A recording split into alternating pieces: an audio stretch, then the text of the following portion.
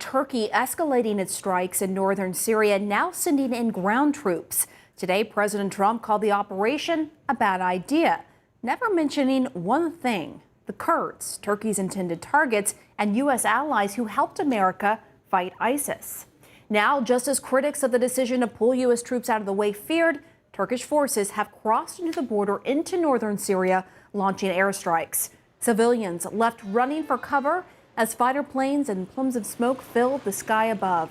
CNN's Clarissa and Nick Paton Walsh are both along the Turkish-Syrian border. Clarissa, I'm going to start with you. It is almost midnight now. Have the attacks scaled down into the night at all?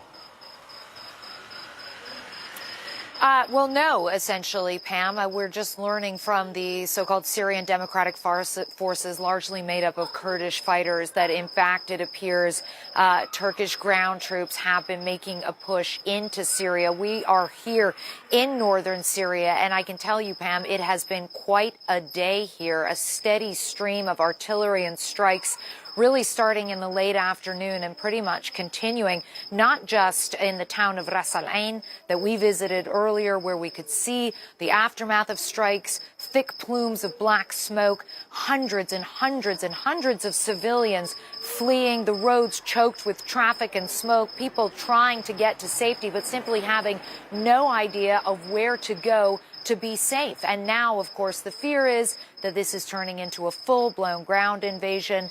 No one knows exactly, Pam, yet what the scale of it is, how many troops are coming in, what exactly their purpose is, or how long they will be here. But what is certain is that people here feel very betrayed by the international community, and particularly by the U.S., because it's Kurdish fighters who have been fighting and dying in the battle against ISIS, and now they face a very uncertain future, Pam. And let's talk about that, because as we know, just a few days ago, the president withdrew U.S. troops from helping the allies there, and the Syrian Democratic Forces, or SDF, says civilians have been killed in the Turkish airstrikes. It's begging the U.S. to implement a no-fly zone to stop the attacks. Is that possible at this point?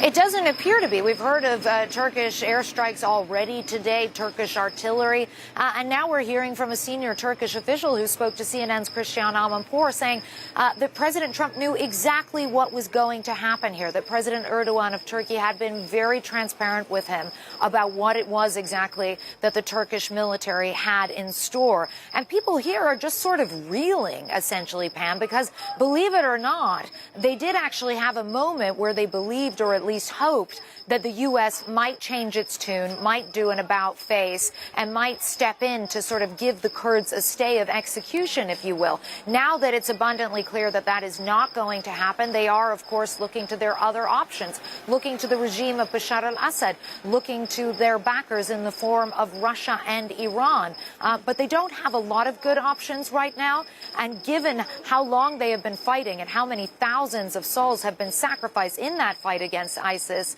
it's fair to say there's a lot of bitterness and resentment as well as fear on the ground here, Pam. Understandably so. Thank you so much, Clarissa Ward. I want to go now to Nick Paton Walsh, who is also along the Turkey-Syria border.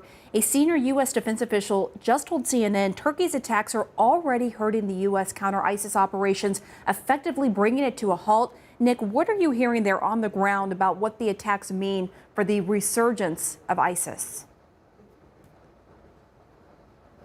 Well, there are two ways of looking at that. Firstly, they're the ISIS detainees. That's the urgent, pressing problem, because their fate, frankly, was a thorn in everybody's side, particularly the Syrian Kurds, who were struggling to hold them in the facilities they have, often makeshift. About 10,000 fighters held, 2,000 of those are not Syrian or Iraqi, so foreign fighters. And Donald Trump, one of the things he said back on Sunday was that Turkey had promised to take custody of those fighters. Now, that was far-fetched, frankly, back then. It's even more far-fetched when he suggested it again today. They are held by Syrian Kurds who would be under attack by Turkey. So somehow, amid that pitched battle, this handover of 2,000 or more of the most dangerous possible people on the planet would have to occur. That's one problem, certainly. The second is ISIS was created in a vacuum. That's how they came to be in the horrors of Syria's civil war, representing disenfranchised Syrian Sunnis who needed someone who perhaps to look out for them, however brutal they were. There'll be another vacuum now as the Syrian Kurds